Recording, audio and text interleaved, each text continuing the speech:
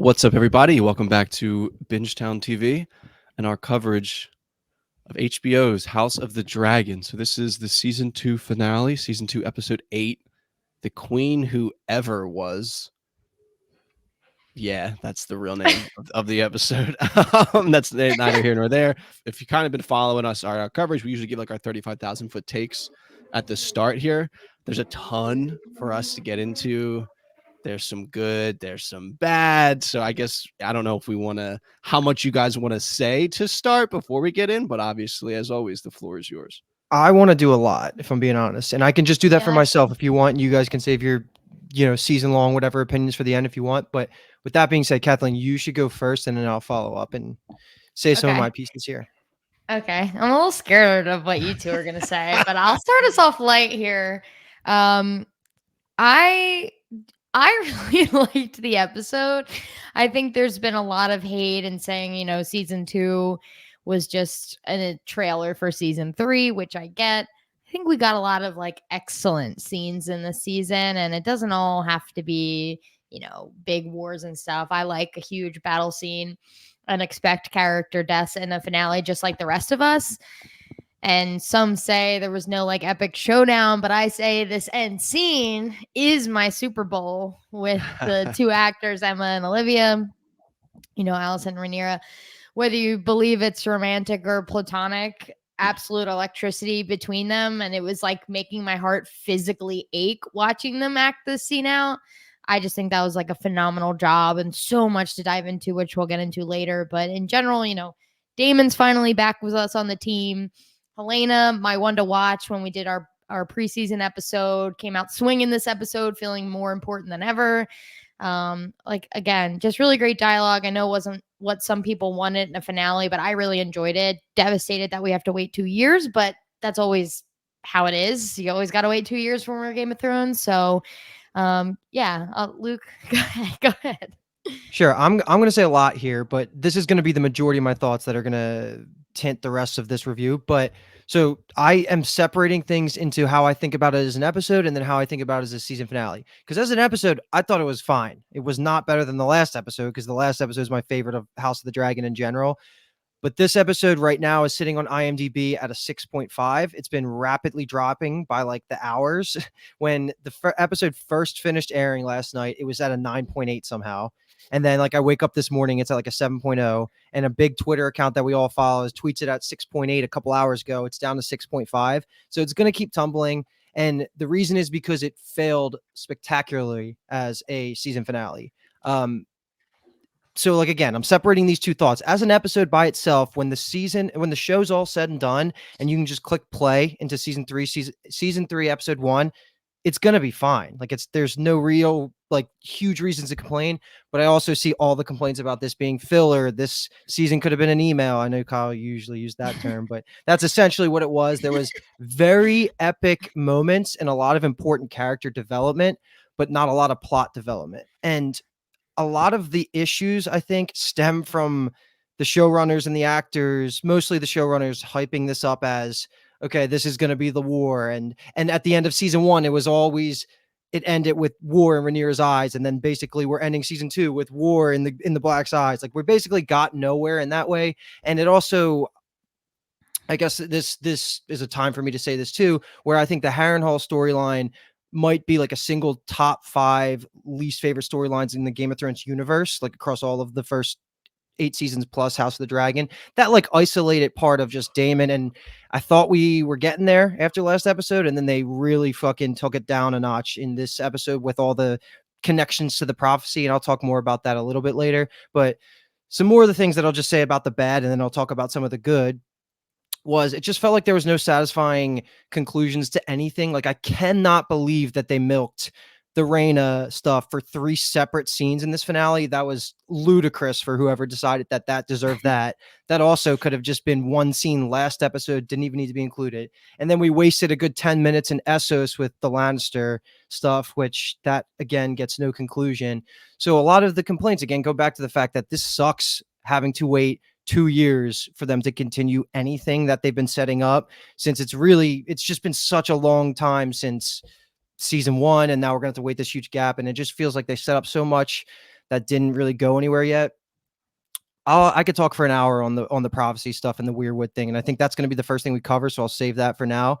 And then another thing that I'll say is that this season probably eliminated any character from House of the Dragon from being in my current top 7 of like all the Thrones universe, like where I walked into this season thinking that Aemon and Daemon had a shot at being a top 7 character. And this isn't to say like I hate all these characters. It's just no one is better than this. Like I can name 7 characters from Thrones that are like better than everything we've seen. And a lot of that is because Daemon and Aemon didn't do nearly enough for me this season for me to say that they deserve to be in there. So that's like most of the negative things I'll say. And that's all really along the lines of like the season issues, because episode 2 with the Eric and Eric brothers scene, the Eric and Eric episode was amazing. The queen that never was with Rhaenys was amazing. And then last episode I thought was amazing. Everything else in hindsight pays off 0 this season. So that's where most of the complaints from me are going to come from. But I loved what they did with Alicent, and that might be a really hot take in the community because of how much that differs from the book to the show. But I thought that and Kyle, correct me if I'm wrong, but to me, it felt like a very meta writing thing that I think worked really freaking well with me. Sorry, we got cursing issues in our reviews. I think we're explicit now. The meta writing of them of having Rhaenyra say, history's going to remember you as super evil, but that's not what we've been seeing from Alicent since season 1. So that was almost one of the best writing pieces that they threw in there to throw a bone to the source material audience, because they're recognizing that they're making a significant amount of changes from the Westerosi history. And I love it because if you remember, my whole complaint early in this season was the fact that I thought after Rhaenyra and Alicent talked for the first time that she was just going to lean into, I messed up, I made this decision, now I'm going to live with it. But instead, she went the complete opposite and is now basically going Team Black. So this is almost a dream for me in being a Team Black fan, but also loving the character of Alicent, and I can continue to root for her because she redeemed and went the pathway that I thought was going to be impossible for the writers to please the book readers and the show watchers. But I'm sitting here saying I loved it. I loved the conclusion and like how we're leaving season 2 with Alicent and Rhaenyra. And I know, Kathleen, you probably agree with that. You're going to agree with that regardless of what we saw on screen. So we can walk away being on the same team for that. And then 1 or 2 more things I had here is I freaking loved the character change for Kristen Cole. Like, I think, which I don't know how you feel about this, Kyle, but my God, I never thought we were going to get here when the running joke for the podcast was how much he sucked. And he did suck again at the beginning of the season, but that dragon battle changed his life so much in a compelling way where everything got rescoped, where he actually has these feelings for Alicent being the beacon of his life and like his like motivations and goals. So I loved all that. And he has like a realistic, somber view of war now and what you should have after seeing dragons fight. So again, Kristen Cole was almost like a standout. Aegon was a standout early on, kind of faded a little bit to the back, but I guess that's kind of where I'll leave it until we start breaking down more of the specific things. But again, the episode was fine. It was probably like a 6.5 out of 10, which is above average TV in the grand scheme of things. But when it comes to Thrones and season finales, I think it was a really bad season finale. I would say that it was probably only above season 7 and season 8 of Game of Thrones, whereas it's yeah, I would say that sounds about right. I would have the first 6 seasons of Thrones finales being better and House of the Dragon season 1 as well. Yeah, I think season 1 is definitely better than season 2. Yeah. And this finale, it's weird because it almost is a perfect representation of this season where there's a lot of good stuff. There's a lot of interesting things that happen. There's a lot of interesting character work, but then there's also a lot of head scratching stuff and a lot of stuff that feels like we're kind of spinning our wheels a little bit. So it feels like it's like a perfect microcosm of the season as a whole. It does. I'm not the first person to say this, but it feels like it's episode 8 of a 9 or 10 episode season. 100%. You know, it's tough because on one hand, yeah, like the whole ending montage does feel kind of season ending, but if there had been more like conclusive things that happened before it, we'd feel better about it. But since there wasn't enough ton of conclusive things that happened before the montage, it does feel like where's the rest of it? You know? So that just kind of is what it is at this point. It's hard because, like Kathleen mentioned, the 2 years thing. I do think that the way that this season went does mean that season 3 will actually be insane because there's some things they could have done this season if there was 10 episodes, that now will be forced to be in season 3, which should be actually insane. So we'll have to, I guess, just And inhale that pure copium for the next 2 years until that I'm comes. gonna say this now because it got announced today, literally, that they reconfirmed that it's gonna be a 4-season plan. Mhm. So Yeah. if you're saying a lot of this craziness is gonna happen season 3, we should just be pedal to the metal from here on out. It is. Ryan Condal said season 3 is gonna like open insane. Yeah. Like we're open, running. Yeah. Yeah. I mean, There's no more walking. they almost don't have a choice. They kind of said the same thing about this season, and we That's saw the that. issue is Yeah, they it didn't talked happen, but themselves into raising the expectation for action, and then they under-delivered in a way, and it feels like season 7 and 8 when we're thinking, yeah, we should have a 10-episode season. That's what Game of Thrones is. It thrives in that format, and we feel it every time. We felt it for season 7, we felt it for season 8, we're feeling it now for season 2 of House of the Dragon, where if they just had that extra time, I think a lot of people would be happier. yeah, no, 100%. That seems to be the main complaint, is that the episode itself was not bad, but it doesn't work as a finale for a lot of Yeah. people. Yeah. All right. So I did not write a summary because I'm sick. So that's gonna be my excuse that I didn't do that. So I guess just a quick recap here and more of an explanation than a recap of how we cover the show. Luke hinted at it slightly. If you've been listening, you know, but finale episodes are usually more popular than all the other episodes. So just a reminder, we just bucket things. So we'll talk about 2 quick scenes in Harrenhal, then we'll move to Team Green scenes, which includes Tylan on his little Essos vacay, and then we'll do Team Black scenes, which will just pretty much take us throughout the meat and potatoes of the episode all the way to the ending. So to start with Harrenhal, I don't know how much we really want to talk about this first scene with Sir Alfred Broom. Just kind of off, we finally get him to come back into the story. We've kind of been wondering where he was at. We know he left and then he kind of disappeared for a little bit. He just kind of comes in to Daemon and is like, yo, bro, you have a penis. We need a penis. Let's do this thing. And Daemon's kind of like, I don't know about that. And I think the main part here is that Sir Simon kind of clocks it and sends the letter. I don't know if we have any more comments. Yeah, before we want to move into the big stuff here, which is Daemon's kind of vision. I'll just say that he should probably be penalized for this by Daemon for the subterfuge, but that's it. Like, I don't know if there's going to be any repercussions for him kind of trying going around Rhaenyra's back.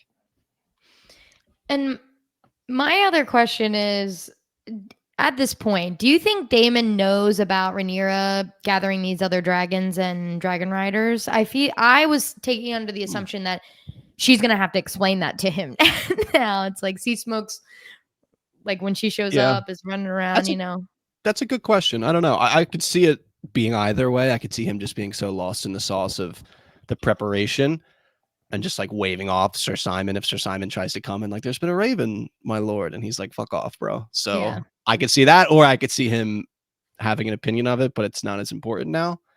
Okay. So I guess we'll just have to see. I just like the idea that Sir Alfred gets like the whisper of traitor. And he's like, oh my God, like, did you hear that? And Damon's like, bro. This place will make a howl at the moon. Yeah. He's like, you want to talk about this place? I can talk about this place. It's just funny that they threw that in there. But speaking of talking about this place, the next scene here is just Alice sitting on the edge of Damon's bed. And is like, I'm going to go to the Godswood. So Damon just naturally follows her. And they have a very interesting conversation, which is kind of what we've talked about, where Alice is now seeing that Damon's worthy. He's gone through this transformation, and whether you liked it or not, this is kind of where it's gotten us, where he has this realization. He's ready for this final test. Let's call it this final vision.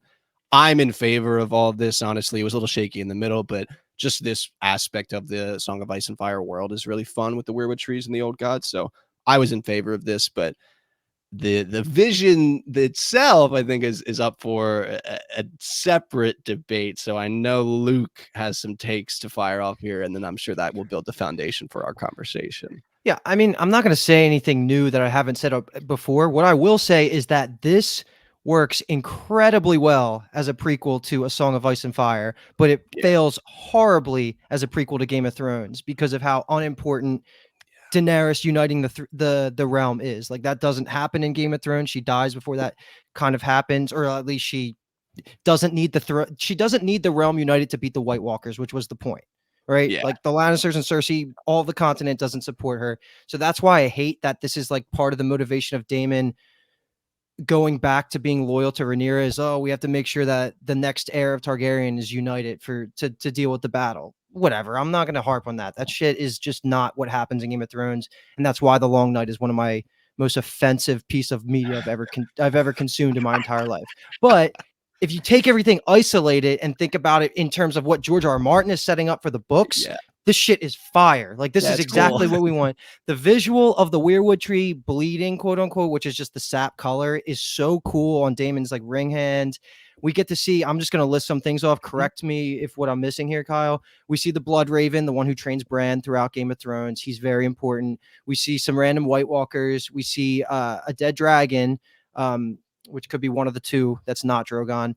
We see Daemon drowning. I don't know if that was supposed to be superimposed on somebody else, but it looked like it was Daemon's actor drowning. We see the red comet that kicks off the whole A Song of Ice and Fire and brings and shows the sign of dragons returning and magic returning to the world.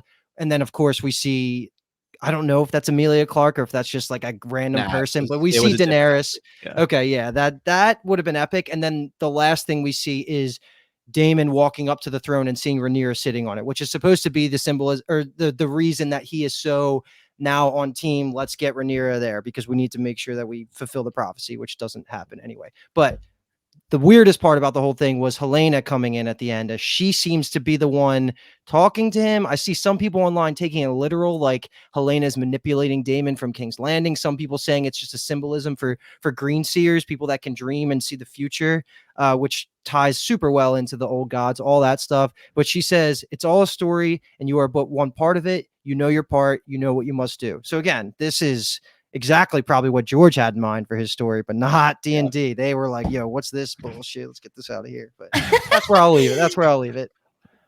Yeah. That was kind, right? That wasn't too offensive there, No, right? that No, you're wasn't good. bad. I Yeah. think one thing with the dead dragon, I saw, and the way I took this, and the way I saw some people online as well, I thought that was like that in combination with Daemon drowning. I took that as like the Graxies. the symbolism of Rhaegar. So Rhaegar was like named the last dragon Mm. because of like they thought that Daenerys and Viserys had died, and so he was kind of like that. He had that epitaph, and I thought, and he dies like in the river. You know, when Robert kills him and crushes him with the warhammer. So that's what I thought that was about, because it's like the battle. I thought it was like kind of like the battle there, and Looked like the Trident. only that's the only I would say different interpretation that I had there. The Helena stuff is odd. I thought visually it looked really bad. I thought she looked like obviously like superimposed on like a CGI background. It just felt a little weird to me. Mhm. I'm not entirely sure the mechanics of it all. I don't know if this is an insinuation that there is a connection between like the dragon dreams and like green seeing, and like, because I think theoretically they're two different magic systems. I might have conflated that. That's my No, fault. you're good. I think the show seemed to be insinuating that there is a connection there of like her abilities and the weirwood tree and what Alice is doing. I don't know how Because that's one should be possible. Valyrian old magic versus the other one being old gods of Westeros magic, right? Yeah, I'm not entirely sure how it works. I was just reading on the internet, and this is not something they did in Game of Thrones, the series, but if you've read the books, there's a concept, there's a magical item called a glass candle. So glass candles can allow you to like speak across the world to people and like go into people's dreams and do stuff like that. I think it gets used a few times in the books, but it's never a thing in the show. And that's the only thing I could think of how Helena could ever get into this vision, based on what I know about like the dragon dreaming sight thing. Because my understanding of the dragon sight stuff is that it's just like you have kind of visions of what happens in the future. But like, I don't know if this is all happening in the same realm where Helena was having a vision at the same time Damon's having one. So like they're crossing paths. I Mhm. did not And understand how Helena has this impact. before you jump right in, Kathleen, because I want to hear all your thoughts on all that stuff. Is the glass candle the thing that's at the Citadel too? Yeah, one of them. Yeah.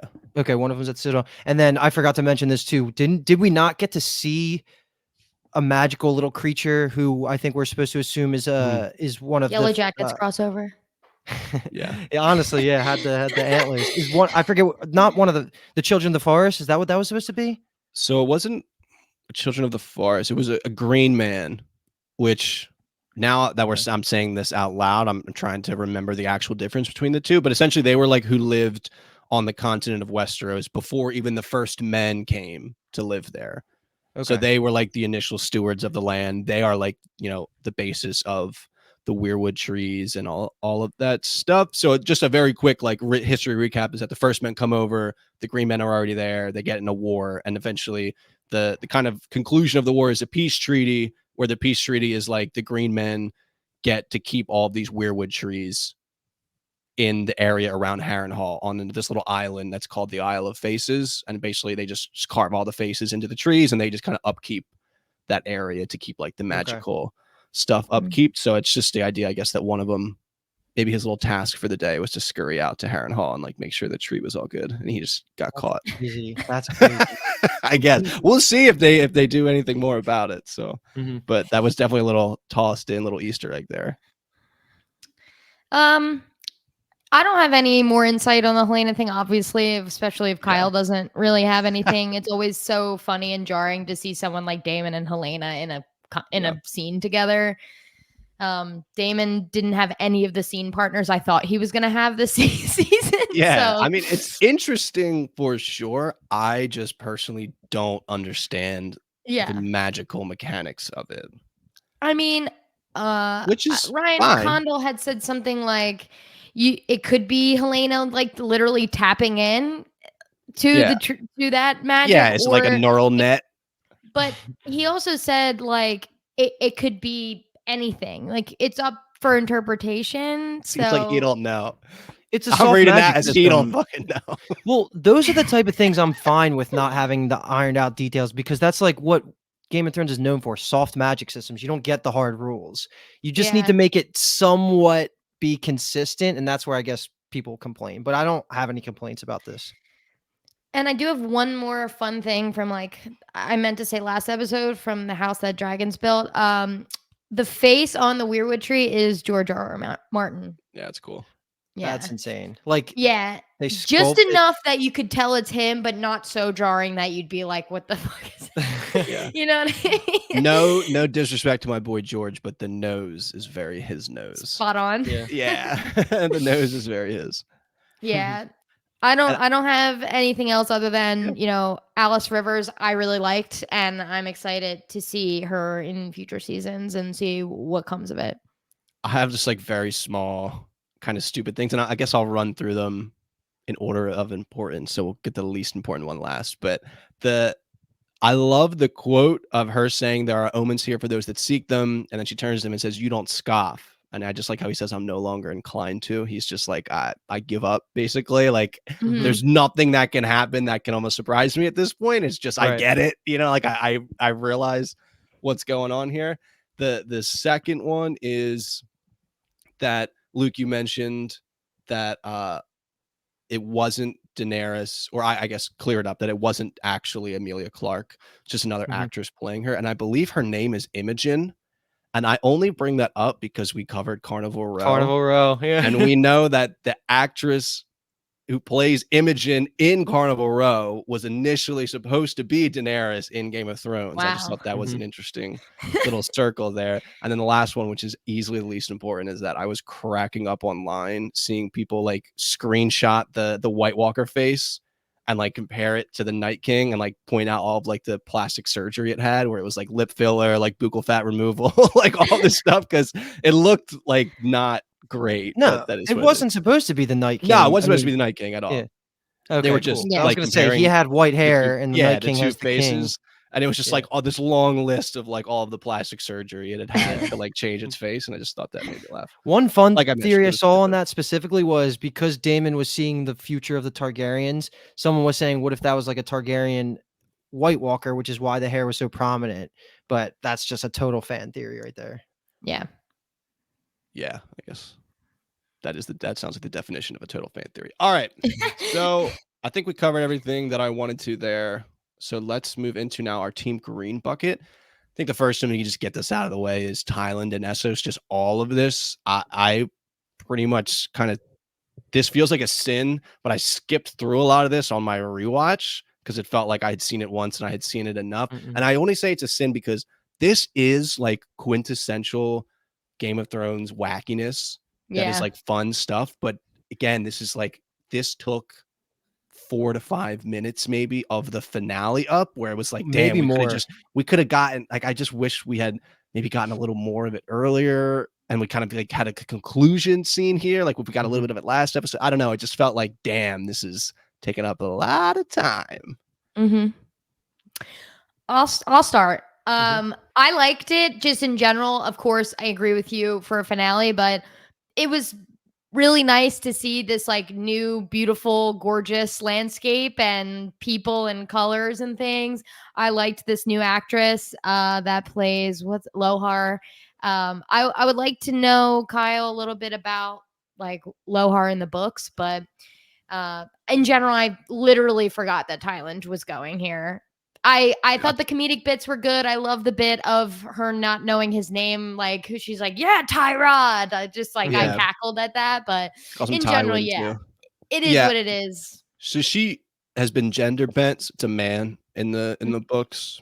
I don't think it has a huge impact, although they do use male pronouns to just like talking to Thailand when they said him, or like, yeah, he won't sail, or his captains, which I thought was interesting. I saw someone mention online that since Valyrian is their native language, and Valyrian I don't think has gendered Gender stuff, yeah. language, so they wouldn't really realize. Mhm. That kind of is what it is, I guess. I don't Yeah, think I have any comment beyond that. Interesting character, feels just like, again, this zany, goofy thing that A Song of Ice and Fire can give us. But again, yeah, it's just kind of, it was a lot. The wrestling mhm. in the mud, the singing, in a vacuum it works, but in the context of all in which came before it, a little tough. Yeah, I'm not gonna talk you guys away from that opinion, but I Yeah. will say that it is so cool that you can just tell we're on a different continent. Like you said, Mhm. yeah, Kathleen, the it's visuals awesome. look different.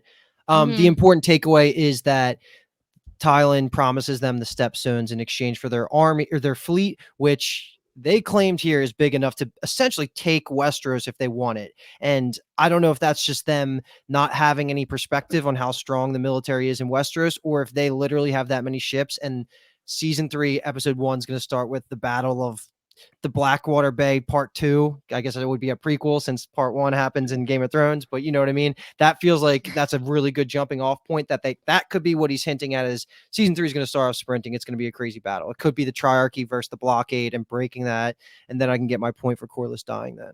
Well, I need Corlys to be able to flex because he got Yeah. the easiest job of season 2. He was just chilling for 8 episodes. I mean, he had to grieve a little, but He's other going than to that, shine. I'm like, I could have been Corlys. Yeah. Yeah, you think so?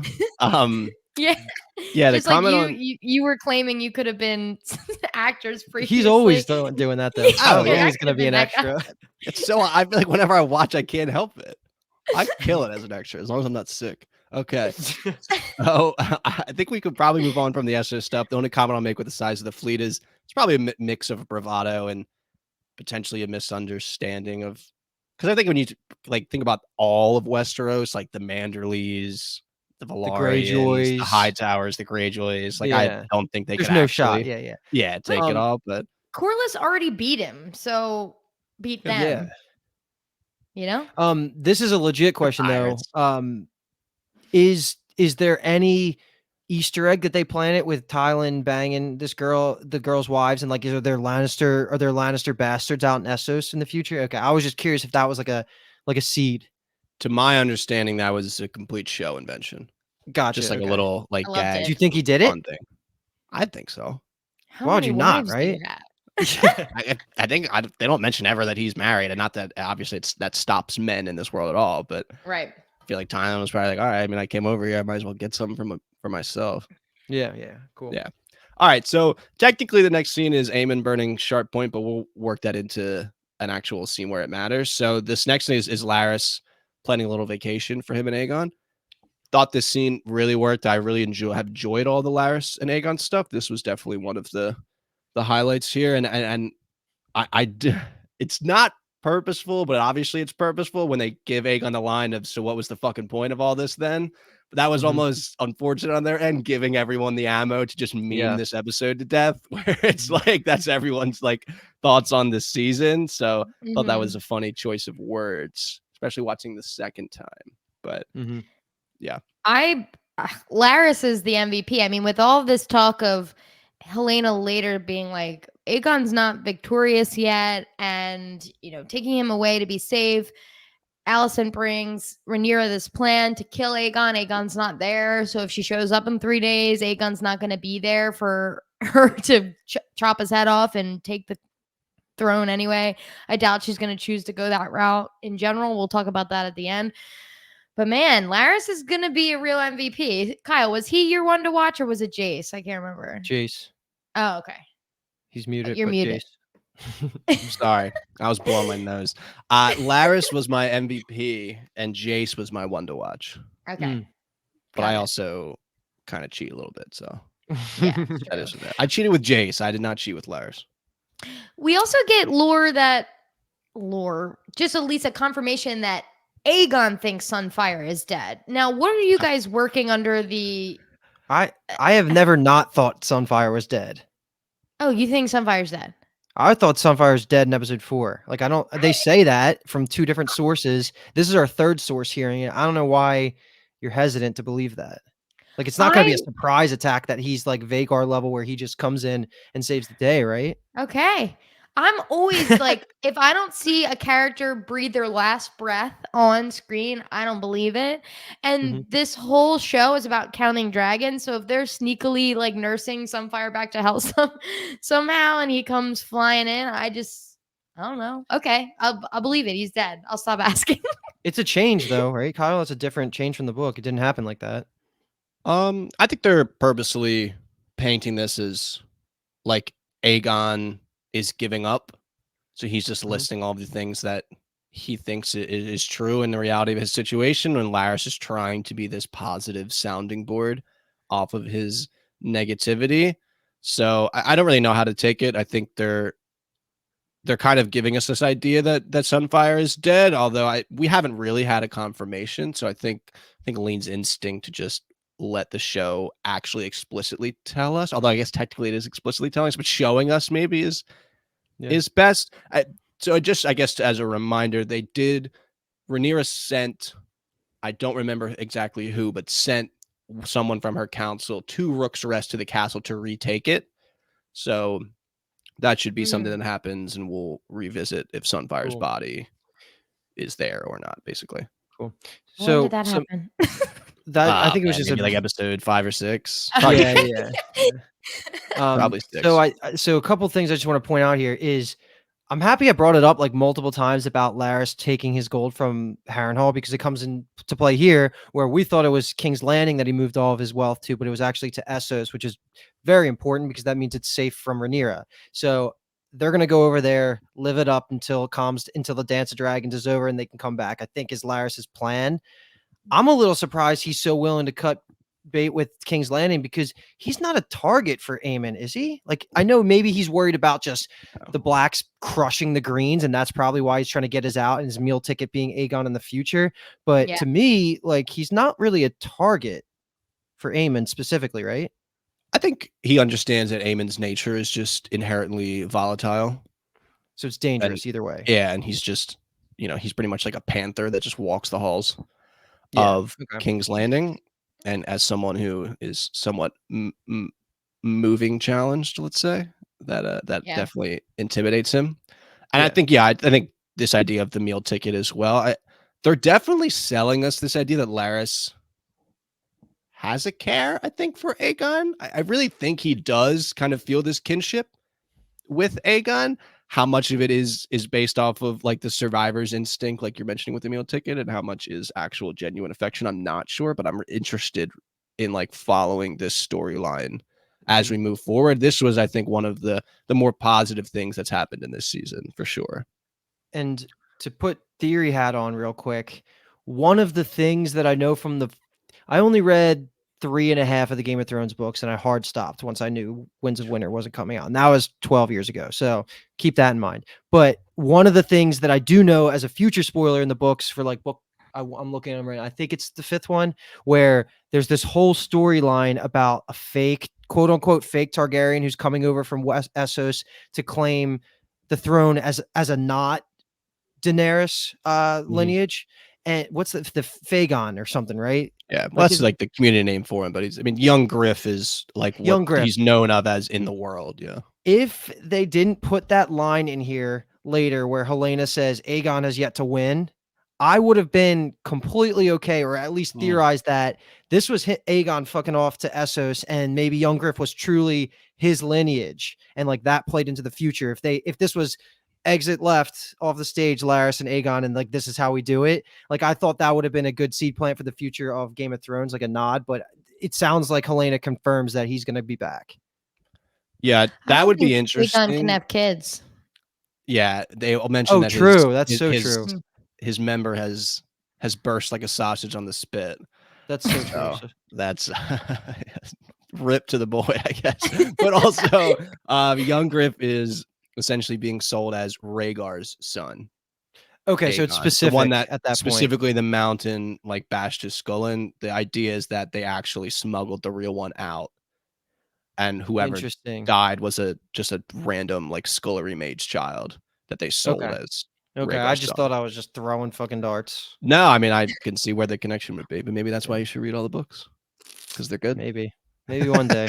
See in 'Cause 10 they're years, good. George, when book 6 comes out. Yeah. I'm trying to just like look at my notes right now. There's not like a ton here.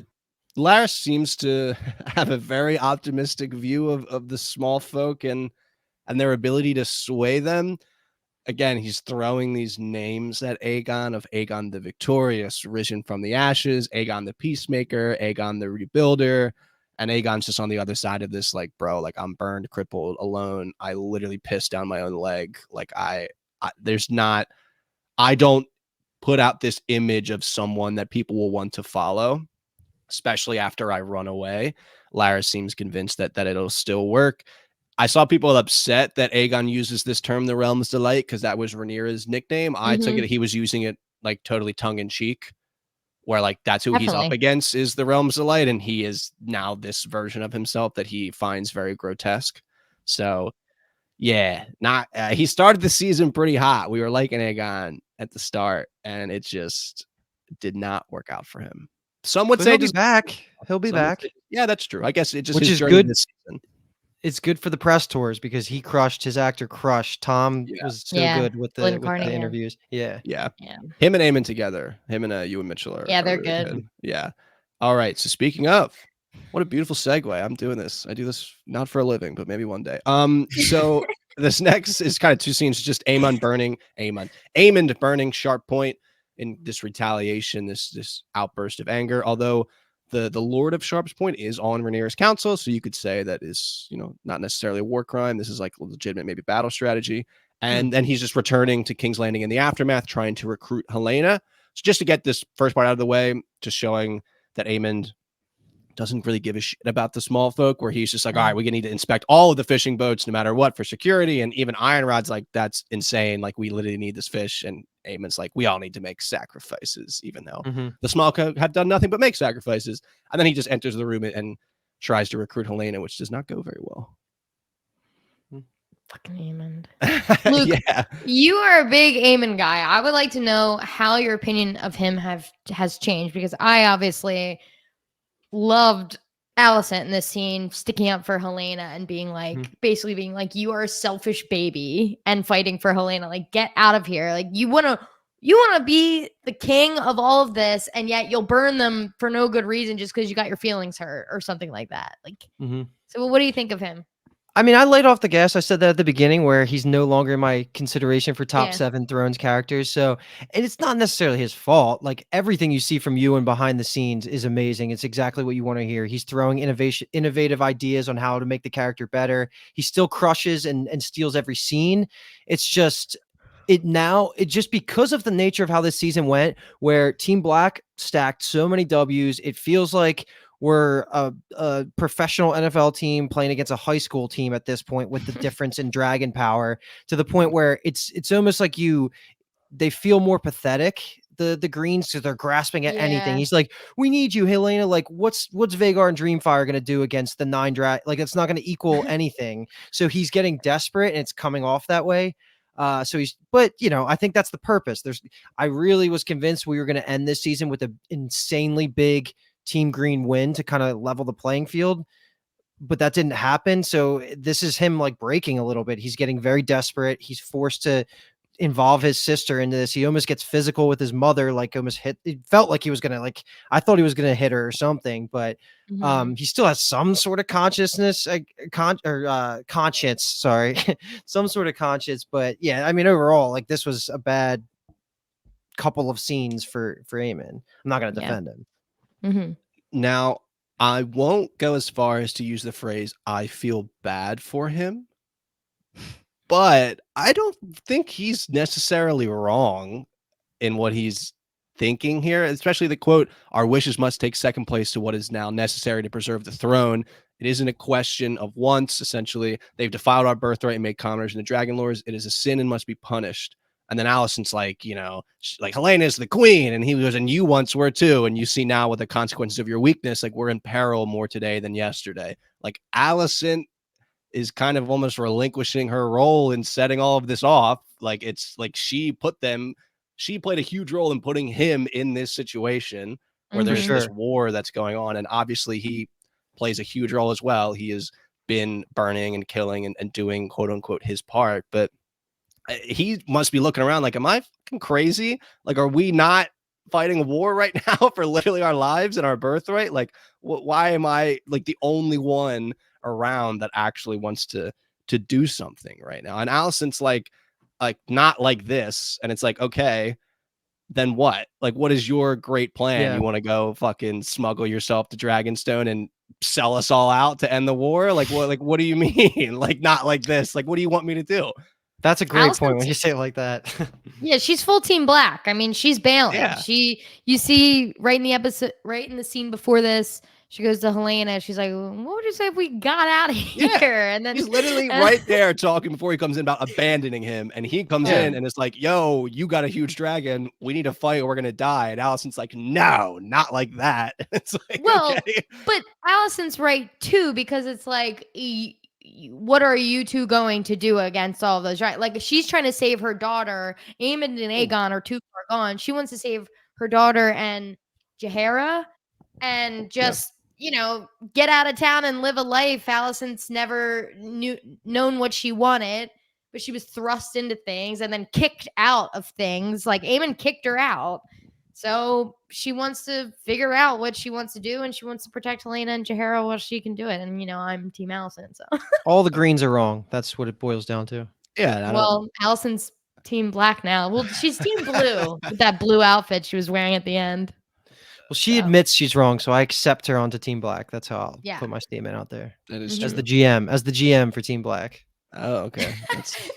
That's quite. I've been recruiting Alicent for a while. I said the only way she's getting in here is if she repents, and she did. All right. So, speaking of GM, this is a good segue. You ready for this one? Because I'm the GM of Team Kristen Cole. So moving into this incredible Kristen Cole and Goyen Hightower scene. The first time I watched this episode, watching it live, I was like, damn, that's my favorite scene in the whole episode. Yeah.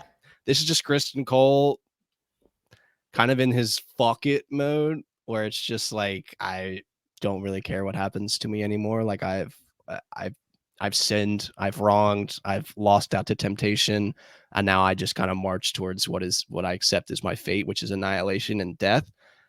I just thought this was great. I know, Luke, you mentioned that you like this as well, but so good. I've been gassing up Kristen Cole since Rook's Roost. Rook's Rest. Damn it! I was so close.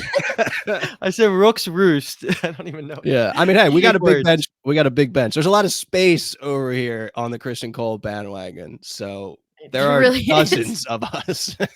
But in all honesty, he has been so compelling. Like character development wise, if you take a step back, you put no emotions into it from season 1, episode 1. Does he come in like 2, episode 2 maybe?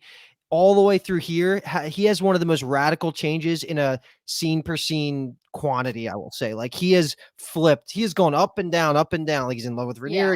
Rhaenyra, he was with Allison. Now he's like in a Warhawk. Now he's a little bit of a Dove. Like, he has been changing completely, and it feels realistic. Like, where he ended up with the experiences that he's faced, I'm loving it. And now that he's like, he drops one of the best quotes ever. I don't have the exact thing. It's something I wrote like a summary of it. He says, "The dragons dance and all men are like dust under their feet." And I was like, holy hell, dude. That is so true. He gets the bigger picture, and he was against March into Harrenhal because I'm assuming this is going to be the battle that Damon and uh Damon, Aemon, Helena, like the Godswoods battle that Helena's predicting Damon or Aemon might die at. Like, this could be Kristen Cole's death spot. Like, this is building up to such a large moment, and his mindset going in is just compelling to me. I really enjoy it. Yeah, like we march now toward our annihilation. To die will be kind of a relief, don't you think? He's just Yeah. so resigned to what's happening.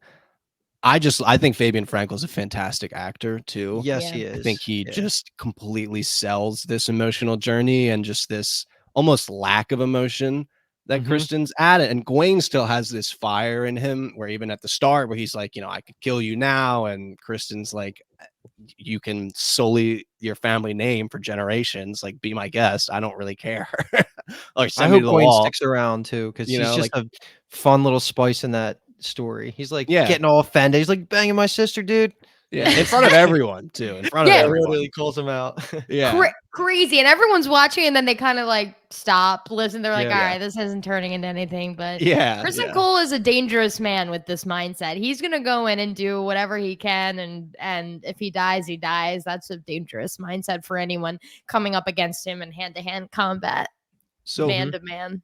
I know that we talked a little bit about this Allison Kristen relationship and where we thought it was at, and especially this idea of like how would she feel if he dies or how would he feel if she dies. And I was slightly shocked that he mentions when he talks about like Allison saving his life twice and he says the words, "She is the beacon I follow." Mm-hmm. That felt like more affection. Like we're getting a lot of affection at the start of the season, then it feels like it kind of waned where he was like when he asked for her favor, it felt kind of like mockingly, where it's like you have no choice Yeah. but to give it to me, and then they're kind of cold to each other. And then now he's like, she's my beacon and stuff. And I'm just curious of what your guys' thoughts were on him, kind of, especially him saying this to Gawain too. I wasn't shocked by it. I think especially now that he's kind of like almost down to his bare bones and he's existential and thinking like what has been good recently, and he has this like Allison's favor, this napkin or whatever you want to call it, and man, I would be too. I would be calling her my You'd be beacon smelling too. that. You'd be I taking that would out of your be- sweaty boot and just smelling it. I would be praying to the Allison gods if I was at war, and Kristen Cole as well. So I didn't think too much of it. I wasn't shocked by it.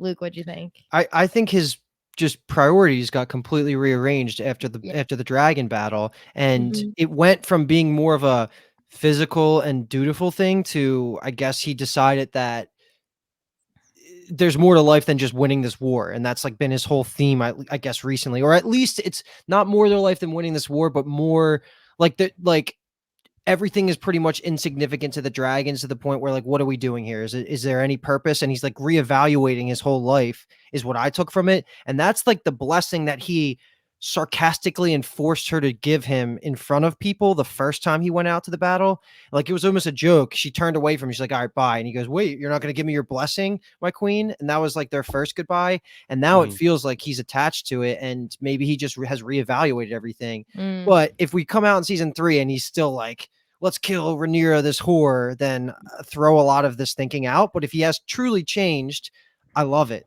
I think it's so good. Yeah, and I think he seems to have taken to heart what she says to him, only because he kind of uses her turn of phrase here too. When Gawain's like, well, Kristen's basically saying like, "Damn man, I was lost in the sauce, just chasing ass. Like I could get it, I wanted it, and I got lost in it." And Gawain's like, "Well, all your brothers seem to manage," and he was like, "Do they? Like perhaps they do." Or perhaps all men are corrupt and true honor is a mist that melts in the morning. And that's kind of what she said to him about his affection for her, where like, and then Yeah. it fleas in the morning. So I thought that was interesting that it was such a similar turn of phrase. Just happy he's going to be here for season 3. Fabian, hell yeah. Oh, He's interesting. been romping around Philly. I would die to see. He's Oh, still here. He was at the Olivia Rodrigo concert. Apparently, I was there. Could have bumped into him. Wow. If I I bumped know some into people that that have man, bumped into him. Brooklyn Ooh. Bowl, they bumped into him. It's like Wow. people The I one, know. the one that's true king. insane. He should Yeah. sit the throne. Who has You a better would- story if not Kristen Cole? Come on. Kyle over would be here. petrified in his spot if he saw baby He- Frank. Yeah, I'll have to think of what I will say and rehearse. All right. So that's probably going to do it for Kristen Cole in season 2.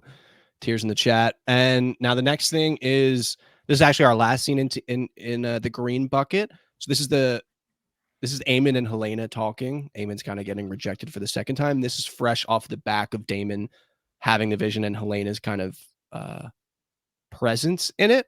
So it's just like an interesting way that those two scenes interacted. I just thought this was an interesting timing too, where Eamon's coming to her to be like, hey, this is my last just effort to get you to ride into battle for us. And she's fresh off of basically convincing Daemon to rejoin up with Rhaenyra and like fight as hard as he can for Team Black. So just thought that was a little bit interesting timing of this scene. I thought it would have been interesting if Eamon took this approach the first time around, this sweet, tearful approach, instead of like attacking her and trying to rip her and force her to do it. But what did you guys think of this actual prophecy of he sits on a wooden throne and you'll be dead? I just, again, when people like this say stuff, Alice, Helena, I'm Yeah. like, Bible. Mhm. And so, I mean, I figured Eamon would be dead pretty soon into the next season in the battles. At least I doubt he'll make it through half the season. That's just my guess. But what did you think of this wooden throne?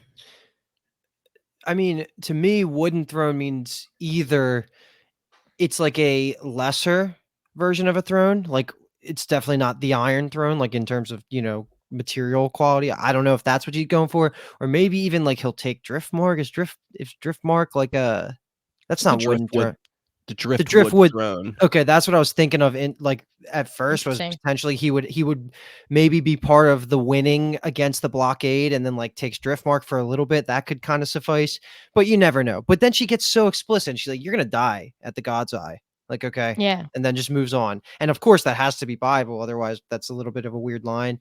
So, Yeah. is the God's Eye Yeah. not the same thing as like the where the first men signed the treaty? Is that not that?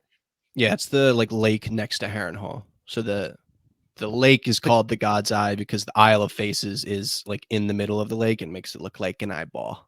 Okay, so yeah, so that means, I mean, to me, what that means is that this next battle, when they go to Harrenhal, Aemon's not walking away from it, and that doesn't even feel like a spoiler because Helena told us, which it is a spoiler, but I mean, I think that's like going to happen now. Mm-hmm. Interesting. I was glad that Helena, she's toughening up. She's getting more confidence. She tells him straight up, like, I know what you did. She had hinted at it in a previous episode, but she looked at straight at him and is like, what are you gonna do? You're gonna blow fire on me and kill me like you did Aegon, basically. And he's like, that's treason. She's like, eat it, bitch. Yeah, basically.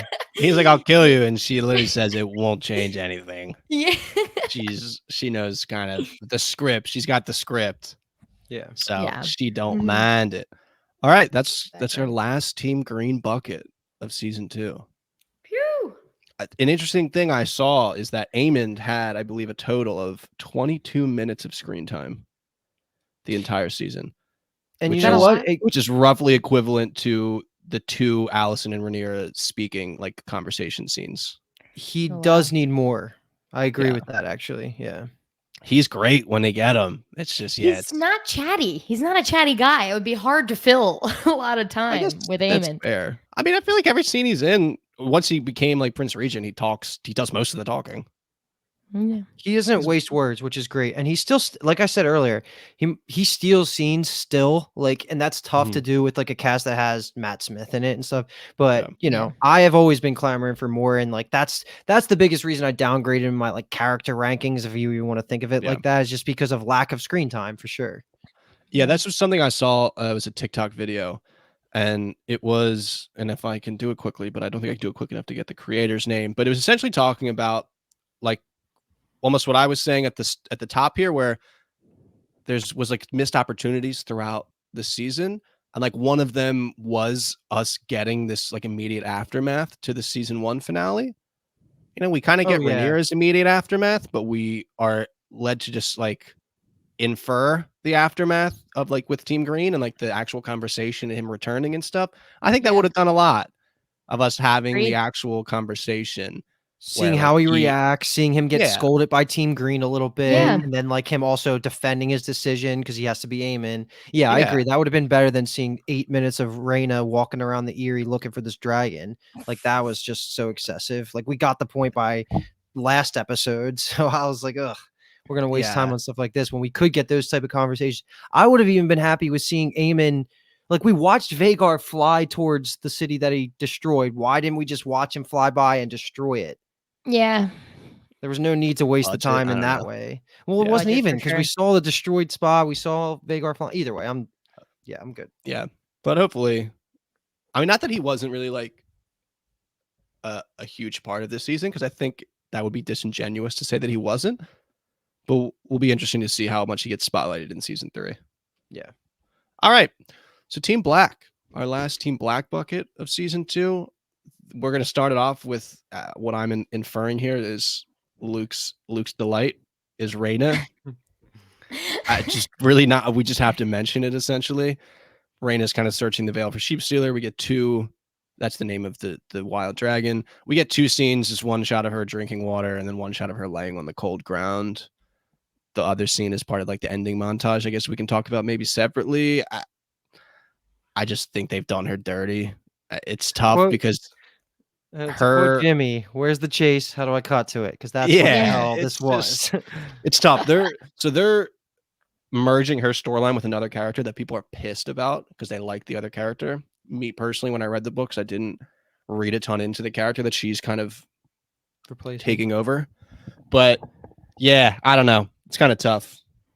I don't really know what to say beyond that. I mean, we don't have that opinion because obviously we don't know, but me and Kathleen Yeah. called this whole storyline 3 or 4 episodes ago. It's like it wasn't Yeah. not that I'm even patting ourselves on the back. Like that's No, it's clearly easy. what this was gonna be. Yeah. So And it's like, that's what annoyed me is we had 3 separate cuts to this storyline in the finale. And unnecessary. One was like 14 seconds. I'm like, why did you Less. do that?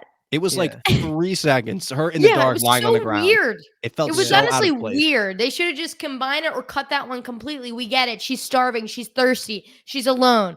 And then at Yeah. the end, that. But you don't Yeah. have to do 3. It was weird that they did 3. It really was. And we didn't even get to see her claiming it was the annoying part Yes. because it felt like why did we not just see that? Because Yes. you know what's going to happen is season 3 is going to start and she's already going to have claimed it, so it's not Mhm. going to. We're not even going to get to see it. It's like okay, thanks, writers, that was fun. Next. Yeah. Interesting decisions. That'll be our So you were summary. asking us last episode, you think she's going to claim her this season? Like, was that like you having any insight? Oh no. I Oh, you were I just just asking. Okay, was just throwing it out there. I did not expect it to be like this and drawn out like this. gotcha. Yeah. Okay. Yeah, I'm a little shocked they did that. All right. So getting into, again, it feels wrong to say, but some real scenes here. Love you, Raina. We'll get to you season 3. Love you, Raina. I do. And- Love you, and girl. you'll Sure. have a Yeah. blast. You'll have a Yeah. blast in season 3. Hopefully, they give you what you deserve. All right. So this first scene here is going to be Jace meeting the new Dragon Lords for the first time. Uncle Ulf or grand uncle Ulf is a bit of a d-bag. Probably not Yeah. even a bit. He is a d-bag. While Hugh is much more respectful. And this is just this continuation of Jace. I thought they did a really good job because we had that pretty long conversation last episode about like why Jace is feeling this way and all of that stuff. And I think they did a great job of continuing to flesh out his feelings and like show the consequences of all that, which kind of just starts here in this scene. Mhm. Yeah, I know we talked about it a lot in the last episode, but I like that they showed that Jace does have reason to be annoyed. Like Ulf is acting up, Mhm. and this could be a detriment. I like that he puts Ulf in his place. Not that Ulf really learned anything from this in the next few scenes, but it seemed like Ulf was like, "Oh, okay," for at least a second there. Mhm. But Jace is like, "Listen, Aemon is unhinged. He just burned down Sharp Point. Are you prepared to go against that? Are you going to screw this up because you're lazy and you didn't prepare? Because I'll kill you myself if you do that." I really like Jace. I'm excited for him to be an even better character next season. I don't think this stuff in the last 2 episodes really deterred me from Jace at all. I'm full Jace, and even more than that, which we'll get to. I'm Team Bela, which I need more of next season, and I want them to be married and a power couple and killing it. Yeah. No, I'm full team Jace as well. I've talked a lot of crap on him last episode because that I hated that part of the episode, but it's only because he peaked so hard in the middle of the season that I literally thought he was on a trajectory to jump either Aemon or Daemon, and that just did not live up to that. Yeah. He hasn't even he just- begun to peak. That's fine, and I'm all in because he already laid the groundwork where if he does peak, I can comfortably say I love this character so much because he crushed it. So I'm happy that he's gonna still be like a centerpiece of all this. I like Ulf's goofiness just sprinkled into this to break all of the honorable just Yeah. speech and stuff like that. But to me, man, Hugh is just perfect. He feels like he could have been the main character of a fantasy story in this setting, and we're watching the beginning of his story because he's just like the perfect knight, and like he just has a crazy backstory, so it just works. It's just like a bubbling pot of just crazy people, and then you throw in Adam, who also I guess is more on the Hugh side, where he's very honorable as well, and Yeah. he's like a really good Yeah. character because I like him beefing with Ulf and that rivalry. Hopefully, it's like slightly friendly where it works out for Team Black, but at the same time, all three of these characters could be quick deaths next season just because they're the new guys. Yeah. The, Yeah. I feel like they did a good job, like Kathleen said, of saying that Jace's fears are literally real. In this conversation, Ulf gets real comfortable with him, acts like their family, mentions Jace's hair, says that they're Yeah. cut from the same cloth. I mean, this is exactly what Jace was concerned That's about true. and worried Nightmare. about. So, yeah, I mean, this is literally exactly what he was worried about. So I thought that was a good kind of dialogue choice there. I mean, we can kind of keep going to the Bela scene quickly because it's really quick. Yeah. Bela, just like her grandmother, Rhaenys, always knows what to say. Yeah. And I love the meme I sent you guys didn't respond of like Jace with the duck lips I sent you in the chat. I loved but it. Just didn't respond. I mean, she's like, stop pouting and believe in yourself and prove to them that you're worthy. Like, stop pouting. Like, this isn't gonna get any better by you sitting in this room pouting. Like, get out there and prove it. That's the way you make yourself like best of the best, right? And go ahead, Kyle. You had a thought directly. I thought her telling him to prove himself felt like a somewhat odd choice of phrase because it's insinuating that he hasn't yet. And I feel like he has, because I feel like his whole idea is that like he's worried that Rhaenyra is maybe going to leave him aside. And I felt like maybe her comforting him would have been more like maybe like listing all of the positives of things that he's done versus being like, prove it. I mean, and again, maybe just adding the motivation of like continue to prove it is not a bad there's thing, more to but, do. Yeah, but I just thought the second time I watched it, I was like, that's interesting. She also though does say here that even if everybody else is part Targaryen like you, like we're still special, unless she's only referring to herself there. I forget how she No, words she it. means them too. Yeah. Yeah. So to me, I felt good. like Yeah. I felt like Bela was being me, my like the voice of reason that I was thinking when we were going through last episode, where I was like, yeah, like all these bastard kids, like you're not worried about, you shouldn't be worried about them. I was more worried about like the Stefan Darkland stuff, and then you guys talked me kind of back into the middle again. But I see where Bela is coming from here, where she's like, who cares if they have this specialness about them? Like you are a born royal, you live this way. You're not the first bastard son of a royal that's going to basically be the heir, which was like an important line because she's right. Like she's being realistic about it. Like this isn't the first time in history this has happened. So I appreciated Bela's voice of reason in this episode, but I also, it is weird when you bring that line up specifically. Yeah. Kyle. I thought it was great when she says, like you believe that if not for your dragon and the trappings of your noble station, that you're nothing. And that's not the truth. You have worth outside of those things. Like you as an individual are like a good person. You're a good son. Like you've done a good job as an heir is what I was taking from that. And then her ending it with like, prove yourself. So it's a little bit of both. Yeah. That's A little incongruent to me, but I think if Yeah. you take it as like, just continue to prove yourself and you really don't have anything to worry about, don't go all unhinged and be pouty and like sit in the corner, because then you're going to invite this scenario that you're afraid of. It's going to be this self-fulfilling prophecy, essentially. Bailey needs, my last one here is that Bailey needs a bigger role. Definitely. And it's Baylor and funny. Arena are gonna star next season. Yeah. It's funny too because we're like, we need more characters to have bigger roles, and then it's like, oh, not a ton happened. But like, like if we add more characters with bigger roles, then like it gets inherently slower, and that's neither here nor there. But give us more episodes. How about that? Yes, that's the answer. That'll be the summary of that. Okay. Scene here. Very quick conversation with Rhaenyra and Corlys. Biggest thing I took from this is that I know we mentioned it the last episode where like Rhaenyra's idea with these Dragon Lords is like, oh, deterrence. Like they're gonna hear it and they're gonna bend the knee immediately. And Corlys tells her here, like, it ain't work like that. Like Aemon is not like that. And also the dragon math isn't as let's say what one-sided as you might think. They're talking about Tessarion. Rhaenyra doesn't even remember Darren's name.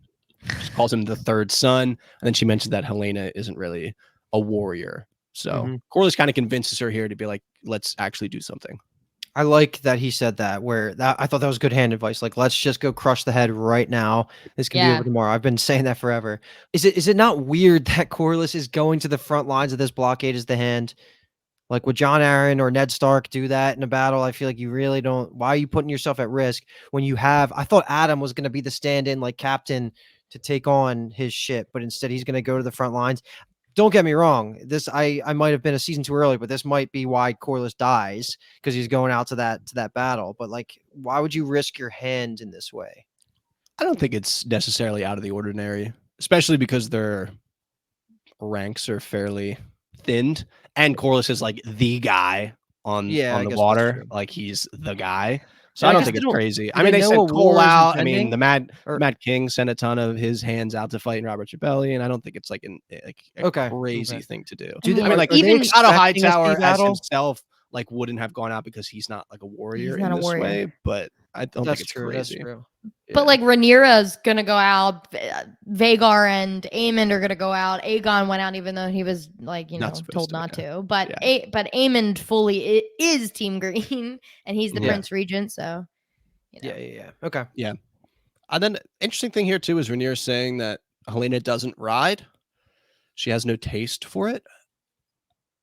I mean, the books, it's pretty much says that Helena like loves her dragon and like loves to ride Dreamfire. I don't know if she's insinuating here like she doesn't ride in that way. She has no taste for like combat. Because I saw people were upset online independently of the actual like reality of the books because of the way the show has painted her as this like she's like this magical person. She loves these little creatures. Like, why would she not be like really into dragons too? They haven't really shown us her fly Dreamfire at all, which is going to be budget logistical stuff, I would say, more than anything else, because it would just be kind of fan servicey, because it would just be like a joyride for a joyride's sake essentially. But I thought that was a little odd, and again, maybe this is just somewhat of an unreliable narrator where this is Rhaenyra's take on it, but Rhaenyra actually doesn't know Helena. She doesn't even know Daeron's name. These aren't really her siblings, even though they are by blood. She doesn't actually have relationships with these people. Yeah. I saw something that Dreamfire is the mother or laid the eggs that Daenerys. We talked about this earlier. In this episode? Kyle brought it up in season 1. And then I brought it back up early this season asking, and apparently that's wrong. That was what right? No, these, so the ones that, because we were talking about the ones that geez, what's her name? Rhaenyra sent away. Yeah. But those are those are the eggs. right? That's the show was saying those are the eggs, but in the books those aren't the eggs. But if we're saying that, so in the books, is Dany's dragons birthed from Dreamfire? I want to say yes. It's either Dreamfire or Silverwing. Basically, they were saying that Helena is now the mother of dragons because it's her eggs. She's If you saw that online, it says right. In Fire and Blood, there's a hint that Dreamfire may have been the mother of Daenerys Targaryen's 3 dragons. The book explains how 3 dragon eggs ended up in the Free Cities, but there's no confirmation that these eggs are the same ones that Daenerys received. And then the show does the changed it, connection itself. Yeah. or it's saying, or it's trying to explicitly connect. Okay. Yeah. I mean, that makes sense. Dreamfire is beautiful, by the way. Yeah. And I don't remember if the show mentioned if the eggs were Dreamfires or No, they Cyraxes definitely didn't. They or definitely Silver did not. Wings. They're just eggs. Yeah, they don't Yeah. mention It was more Mama. connecting the dots, just as a community and stuff. Yeah. So lots of lady dragons, lots of eggs, lots of eggs. That's all I had for that, I believe. And then we get the Corus has changed the name of his ship. The Queen who Love. never was. So A he's little too late, brother, but yeah. yeah. Us guys, we're stupid. Men are simple creatures. So if everyone in his family had to die for him to be like, damn, I was really going after it by myself for a while there. Yeah. Yeah, we dumb. Okay, so we talked about this a little bit. The only reason we'll really dive into this is because of where it gets us. That's a super vague description, but this is Rhaenyra having this actual like sit down lunch dinner with the Dragon Lords. So we have Ulf just being this drunk, unbecoming slob. Rhaenyra toasts them. Jace kind of threatens them again. And this is when Rhaenyra gets the word from Harrenhal, from Sir Simon. So I don't know how much we want to mention here. I really, so they're setting Ulf up to be this just like complete jackass, which for me works. And I just like where she's like, I'll make you guys knights. I will make you guys knights. And then she says to him, like reprimanding him, like knights should act better at the table. And then he goes, well, make me a knight then. Yeah. He just doesn't care. The only thing I thought was worth bringing up, like political, or I guess, yeah, like war strategy wise, would be that Vagar would destroy pretty much anyone one-on-one, even though Ulf thinks he could handle it. They're going to send everybody to all these different fronts. I think they're going to take the High Towers out. They're going to take the Lannisters out and attack King's Landing. That's genius. They don't have enough dragons to cover it. So that was what I took from that. And we Silver have Wings a goer. Yeah, like he knows. So we have Bela and Hugh are anti kind of this plan, though. They're not really interested in burning innocents. Jace, on the other hand, is immediately supportive of Rhaenyra's plan. I took that as a mixture of he believes in it, and also he's like, yeah, like it's a great idea, Mom. Where he's like immediately jumping on the fact that like he wants to support it and show her that like he's into it. Because Bela just said like, you got to keep proving yourself essentially. And I think that's him like taking that to heart. I also think it's interesting that this is Rhaenyra's plan. And essentially this was Aemon's plan as well. And Alicent was like super anti it. I just will never get the scene. But if Rhaenyra was like, oh yeah, I'm just going to like burn Old Town and Lannisport, and Alicent would be like, no, don't do that. Yeah. Well, this is the first option of the two. Alicent gives her a second option at the end of the episode, which again, I don't think she's taking that. And if she does, it's going to go wrong. We should have done option 1 in season 1, like episode 7, and this is all done. That's what it kind of goes back to every time. Yeah. Well, you need a story. Yeah. So, we need fun. Yeah, and the way this wraps up, essentially, like I mentioned, is the Maester comes in and tells her that Sir Simon has sent a letter about some treachery maybe afoot at Harrenhal, and she recruits Adam to go with her, I would say much to Jace's dismay. Yep. To her, it's got to just be this whole risk idea where like the queen and the heir can't really travel together to potentially hostile areas. That feels logical, although Jace obviously feels slighted by this. Exactly. And there's a little bit of an antagonism, like Luke mentioned, between Ulf and Adam, where they're like, okay, Hugh's just chilling, we'll find out who's a coward. Yeah, and I feel like I know who my money's on. Yeah. They're going to be fun if those three get more scenes in the future together. The new Dragon Riders, like Hugh's just being in the background and Adam and Ulf just going at it. Like that'd be crazy. Hugh's just like stuck with Ulf. They're like putting them together and all. Yeah. And Hugh's like, God, come on, like the good God, the angel and the devil on your shoulder. Yes, exactly. But as we move to Harrenhal, I was so excited for Caraxes to see, like, he's like, friends, let's go. Wind it up. Yeah, he was winding it up. That would be hilarious if they made him like headbang or like whip his like long neck in a circle or something. That would have been super awesome. So just to level set for this scene, because I give you a little break, Kyle, I guess. All that's happening here is Rhaenyra is gonna confront Daemon about who he's truly loyal to. Like it's time to cut the shit. who is the armies that you rallied in the Riverlands going to be loyal to? And of course, like Mhm. after this epic walk-in of her coming in and then her dragon sitting on the perch, I Oh, thought that was awesome. awesome. Yeah, that And was then cool. Damon comes out and almost bends the knee within 2 minutes, almost as quick as Adam does, which I love to Yeah. see. But the issue is we didn't need to kind of do that whole rigmarole of we're not friends and then we're friends again. Like that's kind of a big complaint from people is like this is where we ended season one and we had to go through that whole journey to get back to here. But either way, he bends the knee, they make up, and it seems like she's like truly, genuinely forgiven him. They're such husband and wife in this scene. It was so good to see them back together again, like the little smirks and, tugging in High Valyrian and her being like, do this again at your peril. Like, Mhm. I will kill you. And I actually, now that we're through it, and again on a binge, when I binge 1 and 2, dying for season 3, I think it'll watch much better Yeah, because we were I agree. just dying for something more for Damon to like be fighting and stuff. But Damon is such a headstrong character. He does have all this wishy-washiness, even Mhm. with Rhaenyra in season 1. So it's like he kind of did need like a come to God moment of like, what side are you on? And you're gonna be loyal to that because if he didn't do that, he could have changed at any point. He would have been an absolute liability if he didn't go through this moment. So I'm actually on team. I'm cool with the Harrenhal stuff. Glad we did it. Glad we stuck the landing. Now let's get the heck out and beat Team Green type deal. I think that if the other aspects of the show were more, let's say, successful, impactful for people, that no one would really have a problem with the Harrenhal stuff. That's maybe my hot take, is that because the rest of the show around it didn't feel as like we were developing stuff, that the Harrenhal stuff wasn't as liked. But I agree with Sure. you, Lean. I really think that people looking back on it, I think will look at it in a better light Yeah, than like the week to week going through it. totally. Bye, Harrenhal. All right, moving on. Yeah. Yeah. Well, one last thing too. I laughed when he says the words winter is coming.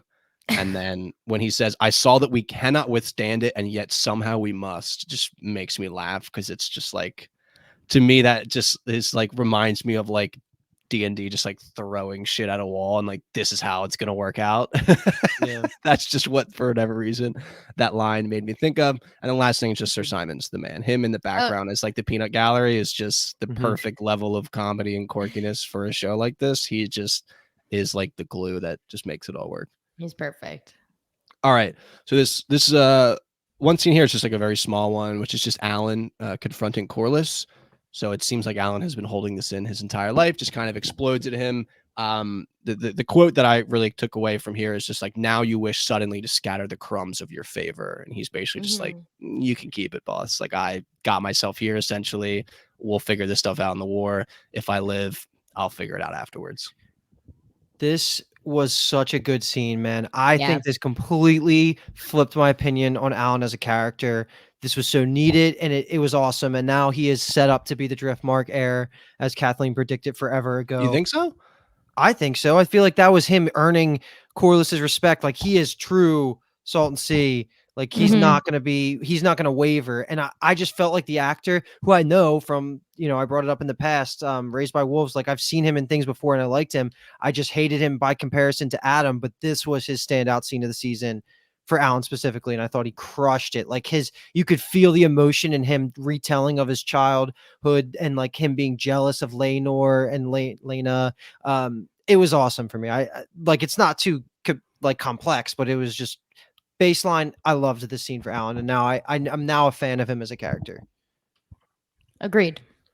Yeah, I guess it's somewhat interesting to think that this scene to you confirms that he'll be the heir when he's essentially saying, like, I had nothing to do with you my whole life. I'll deal with you now Oh, because I have to. And after this, I want nothing to do with you.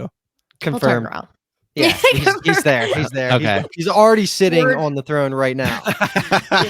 I guess with the assumption for you that Corliss is going to die. So I guess maybe it works Yeah. out that way for you. Okay. And one is this is like a slight change in that like their mom was pretty well off in the book. She like owned the shipyard and like had like a bunch of ships of her own eventually. So they weren't really like slumming it That's their whole a life. But core component change right there. Yeah, I guess right? it works for this situation where they get to have this Yeah. conversation and he can actually be mad at him. So To me, that's not a big detail. All right. Mhm. So super small scene, but I guess we got to call it out because there's something I want to say about it. Is Missaria and Rhaenyra, where Rhaenyra's like, damn, I got to kill thousands of people. And Misaria's like, gotta do what you gotta do. We need you. You're the Dragons playing in the justice. background. Is that what you're gonna call out? Because that was Yeah. awesome. No, I'm gonna call out. Is the kiss just something that happened and we don't care about it anymore? Mm-hmm. I was gonna say, if that kiss didn't happen, if I was watching the end scene without that Missaria kiss, I was like, they're gonna kiss, like, but there's no way there'd be two kisses. But yeah, we're not gonna talk about the kiss, at least. Especially because Damon's back now. Like, what are they gonna do? Yeah. Threesome. I'm all in for that. Yeah, I don't know. I guess that is what it is. Just a moment of emotional weakness, and that's all it is. Mm-hmm. And It it was doesn't hot. And I need to liked be it. anything, but I just remember us being like, we'll see. I'll give my real take on it when we see where it goes, and it went literally nowhere. And now I kind of like it better. Like, it was just a moment of weakness if you think about it like And that. it It's almost happens. better. Yeah, exactly. Mm-hmm. Yeah, Kristen Cole knows all about that. All right, so I mean, Scene. Kathleen, lead us in. This is Lean's Super Bowl. We don't have a halftime show planned, so you might just have to rip this. You might have to be our halftime show as well, Lean. But Super Bowl. I was literally not breathing during this. I texted Kyle that. I was like, I'm not breathing. I never know. Like, I know that if I text Kyle, I'm probably not spoiling anything because he reads the books. I don't know if you're on time, Luke. So I always text him during and then the group chat after. But I always know when after a scene happens that if I look at my phone, I'll have a text from you. I just there's so much, and we can talk about all the dialogue. I just want to focus on, like, when you go back to the opening scene of Rhaenyra coming off her dragon and talking to Alicent and being like Cyrex is almost big enough to like saddle too. We can fly around and eat cake, and basically Rhaenyra just wants to fly around and do nothing. She doesn't care about her duties, whatever. And then Allison's basically saying like, I hated that about you, kind of like I resented that about you, and now that's all I want to do. And they've kind of role reversed where Rhaenyra's like, I gotta just be here. But when Alicent says like, I want to take Helene, I want to take Jaehaera, and I want to go, and then she's like, come with me. I was like, oh my God, come with me. You better stop. I was freaking out. That's like that's a huge line to say, come with me. She Like, is so unbelievably selfish. It's like unbelievable. Alicent? Yes. Yeah. She's like not a good person at all, I would say. And she I has love been it. dealt a terrible hand in life. I will Yes. immediately give her that. But this scene to me really read like she is just Rhaenyra Victim even blaming? says to her, like, Shifting the victim. I have victimist so away. many like quotes written down here because like it was Yeah. hard to like summarize my thoughts on them. So just having the quotes, but like Rhaenyra even saying like blood has been shed, cities burned, armies march, and you wish to wash your hands of what you yourself set in motion. And Alicent's like, and Alicent's not wrong to be like, I was duped and didn't really know, but I mean, there were literal scenes where she's like slapping Aegon, being like, Rhaenyra's gonna kill you. Like, you need to shape up. Like, like you need to protect your family and be ready for this. And it's just, it came off as like, yeah, like we kind of started this huge civil war, but like maybe the 3-4 of us just get out of here and just like leave the whole fucking kingdom to just kill each other and burn and fire. So, like it was just like, I can't believe that was where her character went. It's like I can see the realism where like you get so fed up with the weight and the burden and she has been tossed aside by Aemon and she had this experience outside the walls, but I was just like, oh my God, like I just can't believe that is where her character went, I guess. Well, that's why Rhaenyra was so damn good in this scene, both the Yeah. acting and just like her character in general. But the way that the first half of this conversation goes, and she's just making Alicent eat it. Like, she's being sarcastic. She's throwing in those comments, and Alicent's just letting it bounce off her. But I love that Rhaenyra's getting these licks in because she deserved all of this. Like you just said right there, Kyle. Like, this is mostly Alicent's fault. And that's why the second half is so good to me, where after they get through like the shit talking part of it, where Rhaenyra is just like ripping her apart, they get to like the real meat of this conversation, and the fact that she has these rose tinted glasses on, where she's like, let's just, let's get out of here. Aegon's like useless, like he's not even going to be a problem, and then it turns to getting very real. I was ready to just again be business as usual with Allison, where I can't support her, but she admits that she will let Rhaenyra kill her son. And I was like, Yep. hell yes. Like, okay, thank you for taking full blame, admitting you were a dumbass when it came to Viserys's vision and his dying words. All of this like worked so well. And Rhaenyra bought it. She says, and by bought it, I mean like it was meant to be bought because it was genuine. Rhaenyra says that like you've changed a lot. And like that was like her being like, damn, she's really going to give me everything I want. She's taking the blame and she knows that it's her fault. It was almost like a perfect scene for me and Allison's character to basically reconcile, because me and her are good now. We're boys again. Uh, Now I can support her blindly again. And then we're back, Kathleen. We're freaking back. We can, because both of our Never girls are on left. Team Black. And I doubt it will work out as cleanly as she's like painting it out to be. But Yeah. my prediction now is that either Allison's going to get caught, found out, and die very early in next season because she's going to be betraying Team Green. Actually, that's it. That's my prediction because I don't see how if she goes back to Team Green, I'm out again, like just as quickly as I'm back in. So I almost think I can't envision a pathway forward where she doesn't get found out and killed as like a betrayer of Team Green. Because if she reverts, like I'm out. So what do you think Yeah. about that, Kathleen? Do you think she'll follow through with this plan and get caught? Do you think she'll follow through with the plan and it'll work? Or do you think she's going to revert? Allison will self-preserve in any way she can, and I think if she has to fake being Team Green, she will to live. But I agree. I don't know how you move forward with Allison's character so much. She doesn't have a dragon. She's not Yep. like head of the court. Maybe if Aegon came back into power, that like he would bring Allison back in. I don't know. So yeah, I agree that if she goes back to Team Green, it's like, but it depends That if would destroy her for me. if the plan doesn't go as planned because Aegon split. That's not Allison's fault, but Allison may Right. have to pivot to survive. And I think that's okay. But to me, this felt like the last scene we'll ever see these two in together. It felt like a huge goodbye. Like this might be these two big, gigantic characters. When are they going to be on screen together again? That like when she says go, I was like, no, don't go, please. My heart was aching, literally aching. And this felt like goodbye. I agree. Yeah. Yeah, I don't know. I just have such complex thoughts about this. It's like hard to put it into words. I don't know, man. I feel like I'm very on the fence about it. I agree with like this is like the Super Bowl. This is what the show has built itself up to be. Yeah. But I don't know. For me, like the feeling of like the tragedy of it all is not there.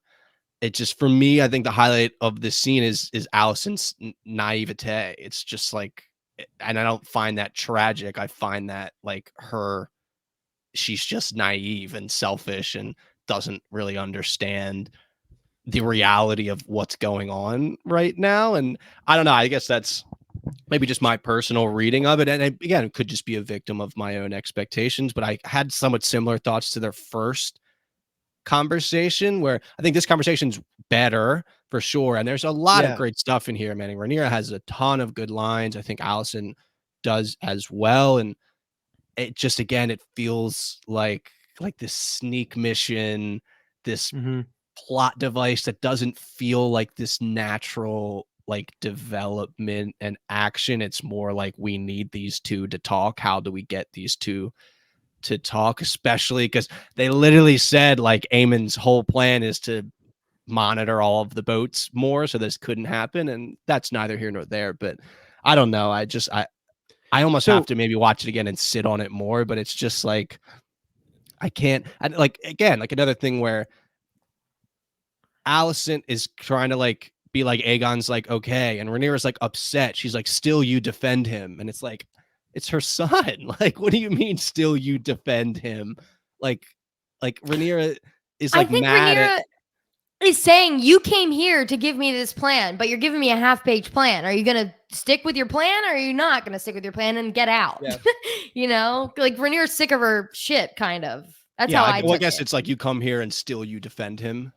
Yeah, Is right. like that. I mean, yeah, that's I would actually now agree with that interpretation too. But then Rhaenyra also says here, like I need to kill him, like it's a son for a son thing. But like, did we not already do a son for a son thing? Like this was an initial, I think, like kind of an additional larger problem I had with the season two is that like Blood and Cheese like happened and was supposed to be this big pivotal moment that they sold us. It was like this huge thing, and it like stopped mattering. Like Yeah. Yeah. really, like they didn't mention it at all in this episode. Like she literally says a son for a son, and Allison doesn't say like what about Jaehaerys? You know, like that doesn't get brought up at all. Even when like Aemon is like asking Helena to ride, and like they could have even thrown a line in there where Allison could have been like, hasn't she given up enough? Like her son was murdered in front of her. Like it just like we got the Rhaenys impact is still kind of weaving throughout the season, Yeah. but the Blood and Cheese impact kind of just stopped dead. And that was like one of our huge anchor moments of the season. And it felt like it should have played a role in this Yeah. scene. And I No, guess you're it not does wrong. essentially in the phrase blood has been shed, but I don't think that's really enough for me. And this is where I'm at with like my thoughts are complex and it's like there's so many quotes and there's so many aspects to it that it's hard to make it like a coherent opinion or like I mean, don't get me analysis. wrong. But One of the things that you said earlier was like, yeah, Allison deserves to be punished significantly harder on screen, even going forward, even after repenting. I can just feel bad for her now, and that's all I really wanted out of this. yeah, that's fair. And again, this was the theme of the show that they've put Allison and Rhaenyra and their relationship as like the I forget the exact word that Kathleen used, but like kind of like the crux. Like this is the gravitational pull of everything that's Mm-hmm. kind of happening here. And I think the part of it, yeah, was supposed to be like you're sympathetic, and this was supposed to be the tragedy of it all, because it's really not the siblings part of it is not the tragedy. Because like we mentioned, I said like Rhaenyra doesn't really see Aemon and Aegon and Helena and Daron as like siblings. It's never really been like that. And I'm not getting the tragedy of it. I don't feel tragedy at all. I just feel like naivety and selfishness is what's coming across to me. What if the tragedy is on Rhaenyra's side? Like, I what mean, if the tragedy is that Rhaenyra is having to go through all of this, and Allison is coming to her, one being like, "I screwed up," and I'm coming to you, a friend who once loved me. Like, yeah, all of this has happened, and Rhaenyra loved Allison, and then it all went to hell, and Allison was evil to her. yeah. And what if the tragedy is on Rhaenyra's side instead of Allison? What if I could tell you that instead? I can see it, you sweet summer, like, Bonus. my sweet summer child, like, what have you done? Like, it's past the point of any reconciliation, but I don't know. I again, because there's just so many things that are said in this scene. There's so many different things that they cover that I think it's difficult for me to form like an overarching opinion or thought. There's just like parts I liked, parts I didn't like, Yeah, so on and so seems to forth. be the theme of the season, though.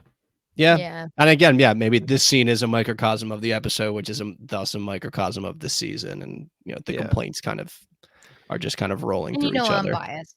Oh, I'm biased nothing wrong with that. And so I crazily. think if people love this scene, that's perfectly fine. I have no issue with that. It's just for me, I'm But struggling slightly.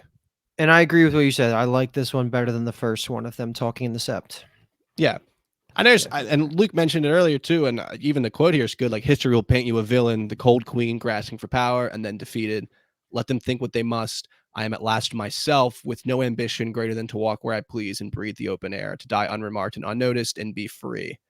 And that in a vacuum works well for Yeah. me, but I just can't escape this feeling that I would almost prefer Allison to have gone the other way, where she's like really gung-ho team green, where it's like, to use a popular turn of phrase, standing on business, where it's just like Yeah. I've gotten this far, and like leave like the the oh no, what have I done to like Kristen Cole, and like have Allison be like this like strong presence that's like we got to see this through. Like I need to protect my children, like I've always wanted, and I know that they've been painting this idea where she's like, oh man, my kids kind of turned out to be monsters except for Helena, and yikes, my bad on that one. And like, so she's willing to give them up because I mean, her giving up Aegon is, I would say, also giving up Aemon, theoretically speaking, probably giving up Helena too, because if Rhaenyra's whole idea is that a woman can be the heir, then if you just kill Aegon, then okay, it's Aegon's heir, which then Helena is Aemon's. Like I don't know. There's just some things here that stick out to me that I won't really go on any further, but it's just kind of my ears perking up them as I watch, and I'm trying to like it's hard for me to just block out. No, I mean, definitely worth bringing up. We sound Yeah. like we're hitting this episode from all angles, like positives, negatives, in between, book, Definitely. all of it. So Yeah. And I thought epilogue time, and then yeah, like the final part of their stuff in the epilogue with like the shot of Rhaenyra like burdened by this web and weight of history and duty and the lineage and Yeah, all so the sick. scrolls was beautiful. And then Allison like Just free like- on the hillside. I Yeah. thought all that was great and it looked Mhm. awesome. But yeah, there's just some things that were said that didn't work out for me as well. And the ending montage, whew, this was fucking cool, man. It's It cool. always was. is. If it wasn't, if you say it wasn't cool, I think you're lying. But I think that it's just, yeah, the whole time when it ends and it's like, damn, 2 more years. It's like it's tough to escape that. Some Cool to things see I the Starks. Yeah, I was gonna say, well, cool and dumb because we saw the Greybeards crossing the twins or Mhm. crossing the whatever.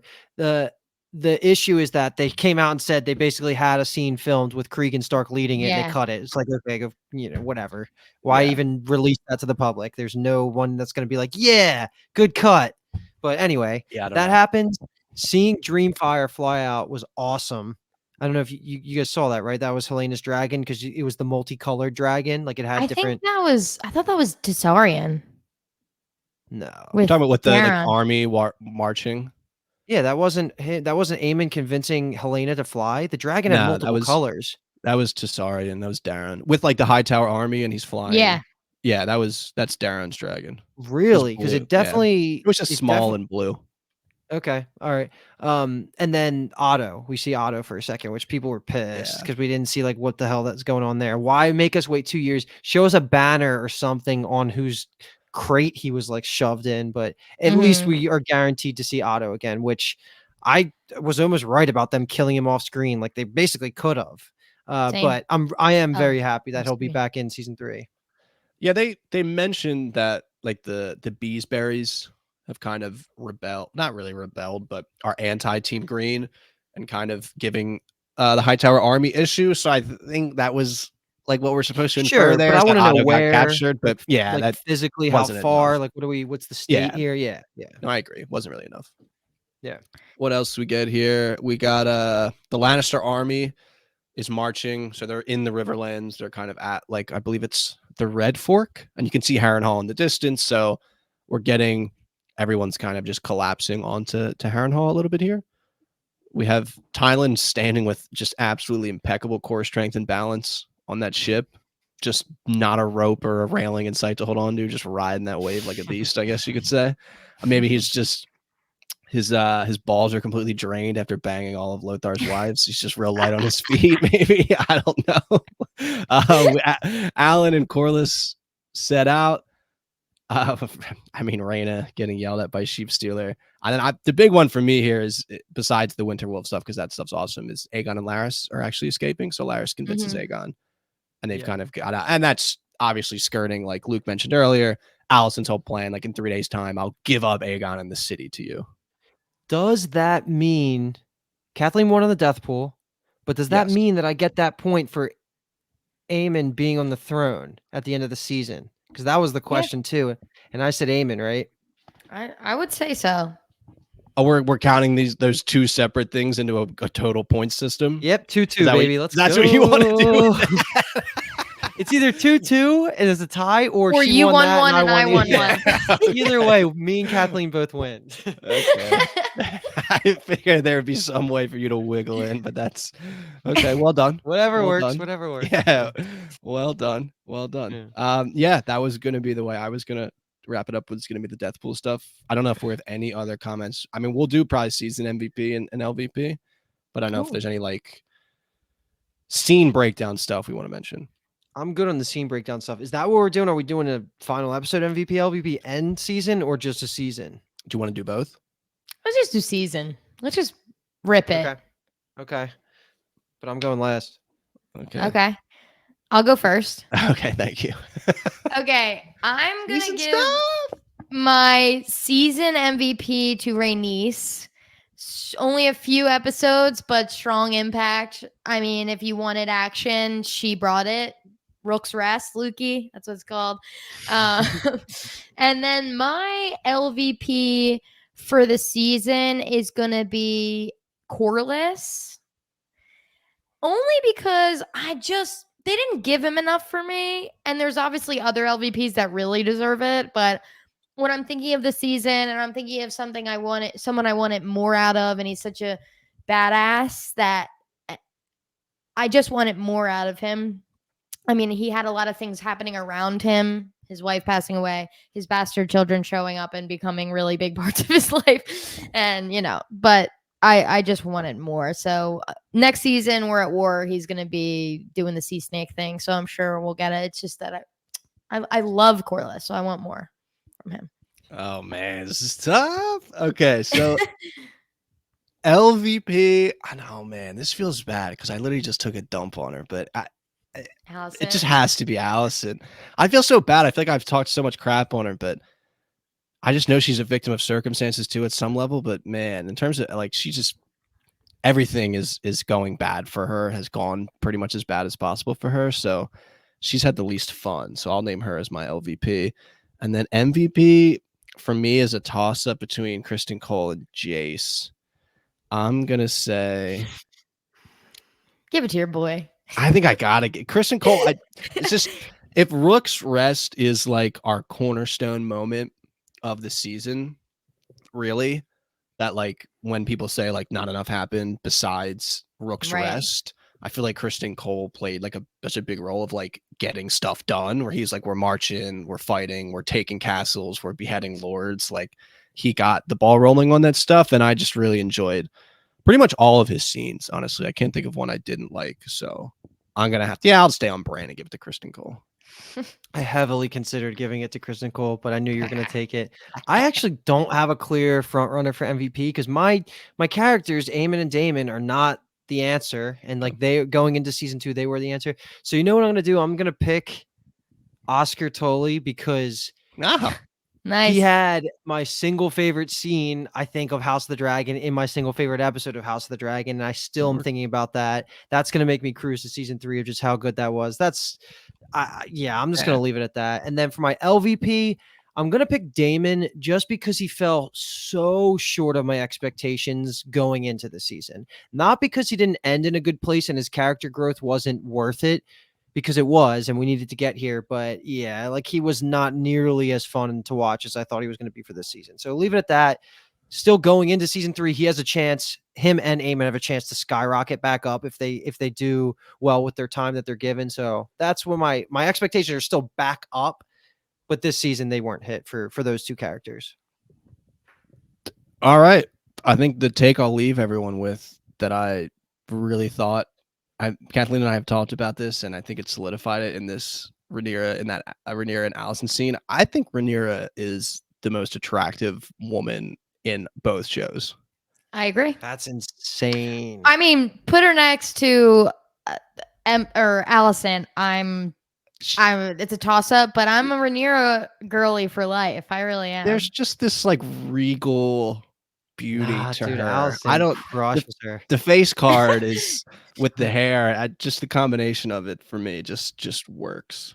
Yeah, so, I'm on board. That's what I'm gonna leave you with. And I wore this tie-dye rainbow shirt for you, Lee, because you're Super Bowl. Thank you. Yeah. Okay.